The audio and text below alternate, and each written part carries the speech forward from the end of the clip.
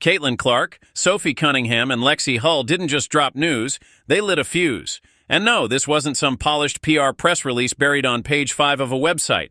This was an explosion. 3 stars, 3 voices, one unified message that shook the WNBA to its foundation. In that instant, the league wasn't standing on solid ground anymore. It was balancing on a fault line. One wrong step now, and the entire structure risks crumbling.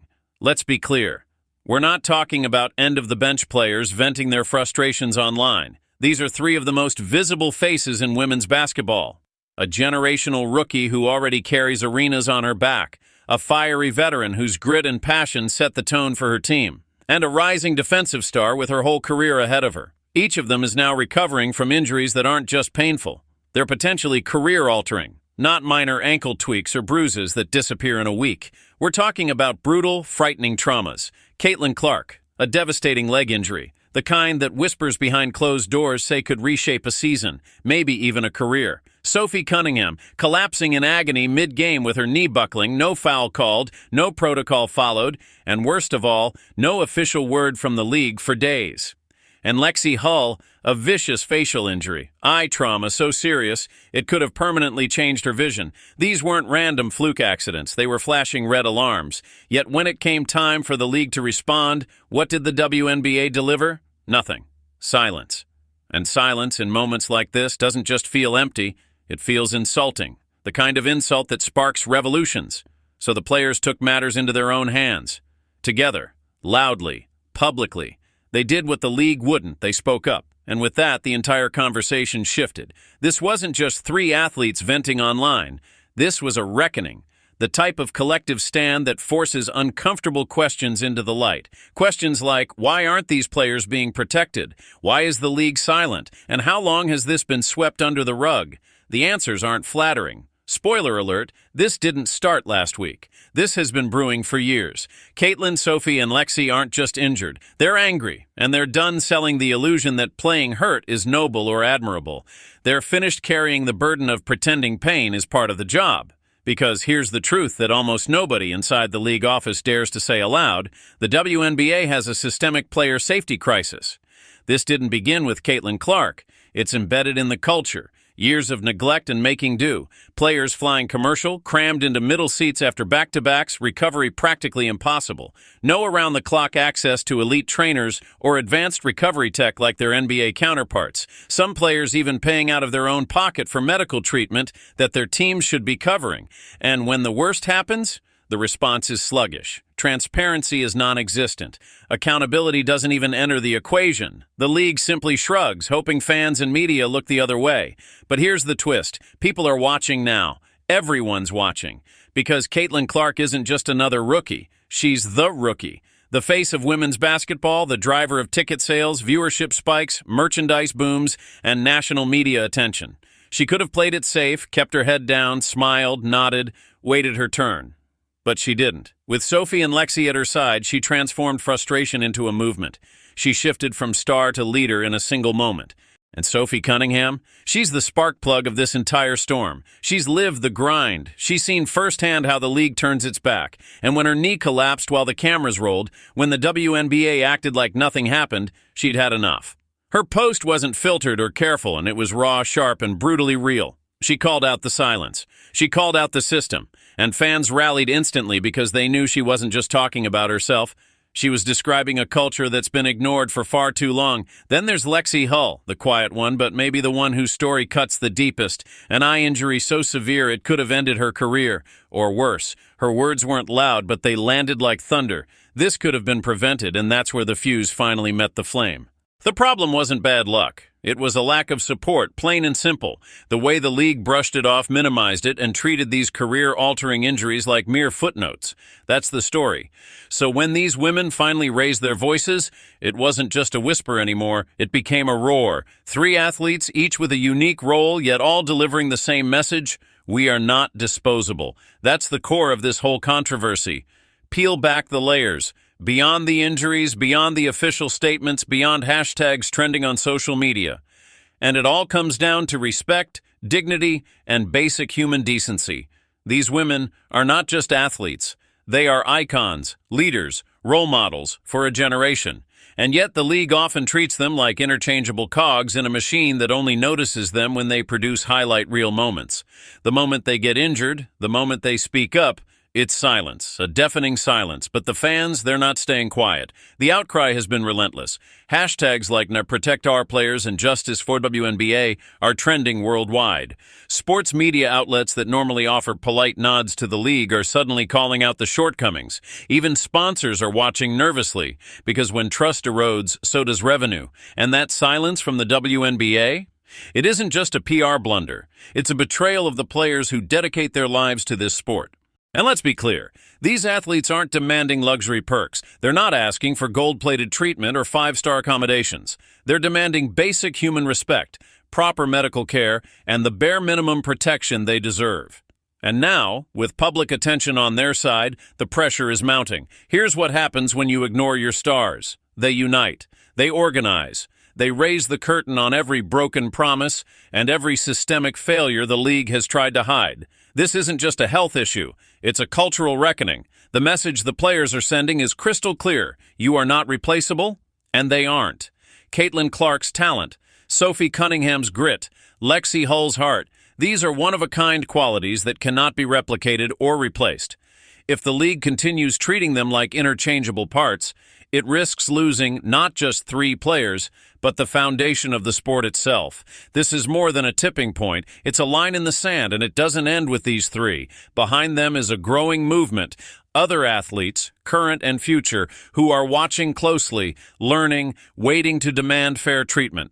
They're calling for better medical care, safer travel, a meaningful voice in league decisions, and accountability at every level. The WNBA now faces a choice: listen and adapt, or ignore and implode. Because the old system, the one that tolerated neglect and invisibility, is broken. And these players, they're done being polite. They're done waiting. The clock is ticking. The world is watching. Every fan, every sponsor, every aspiring player. They're all witnessing whether the league will finally step up or continue pretending everything is fine until it's too late.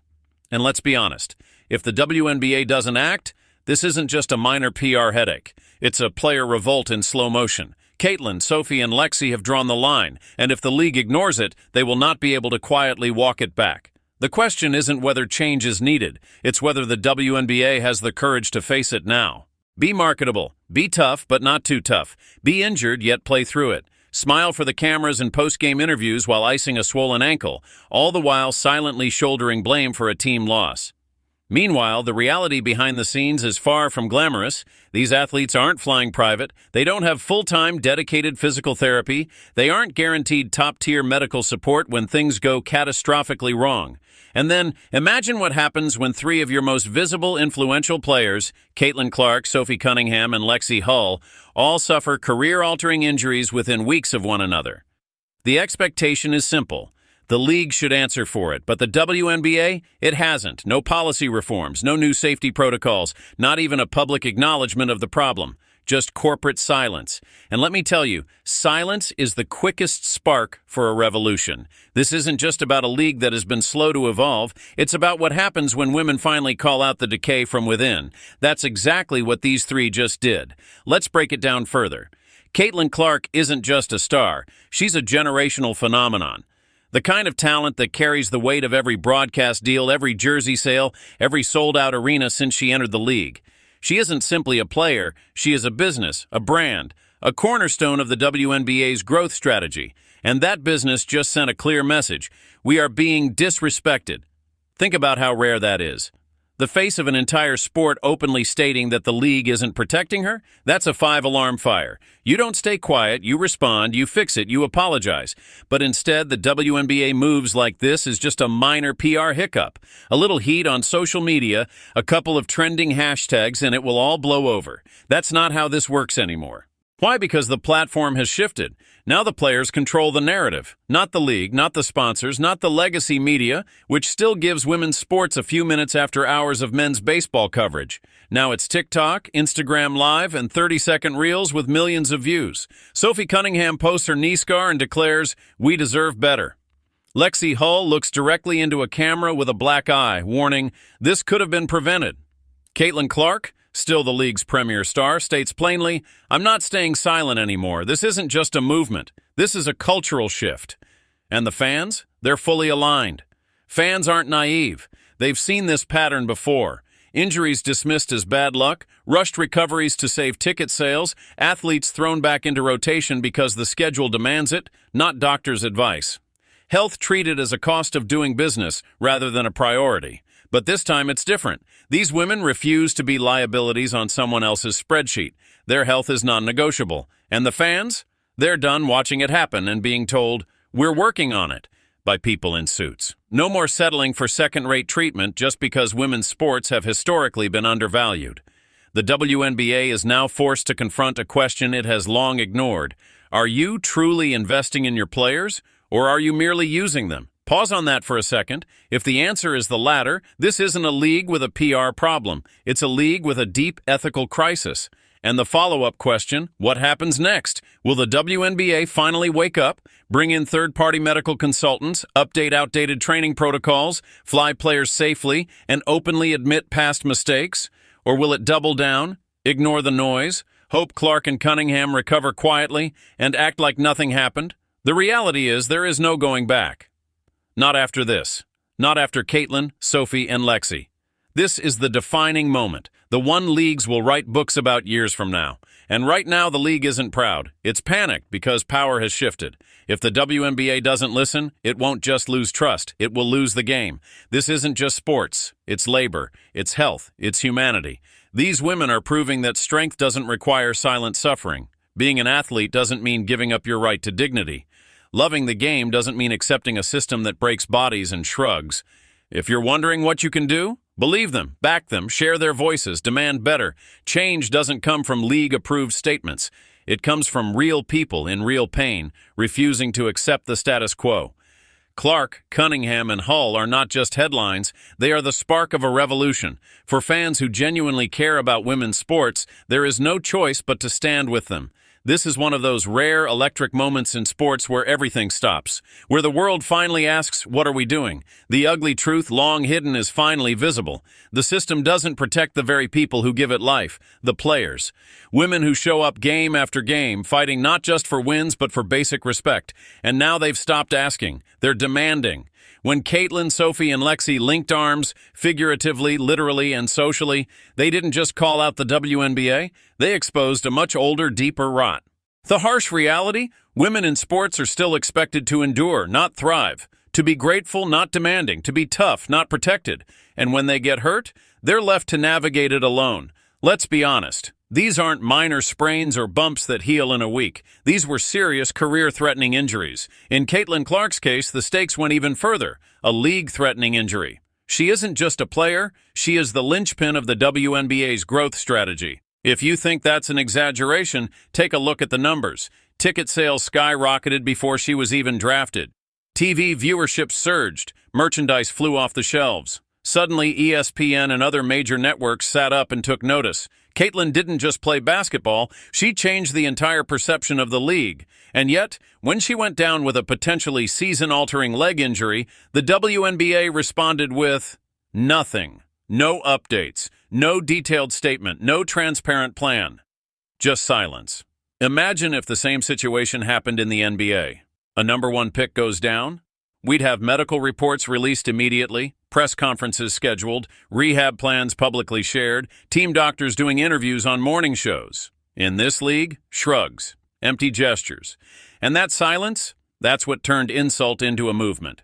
Caitlin isn't alone in this. Sophie Cunningham, a relentless competitor, someone who fights for every minute on the floor and has consistently advocated for women's sports, collapsed mid-game with a catastrophic knee injury live on television.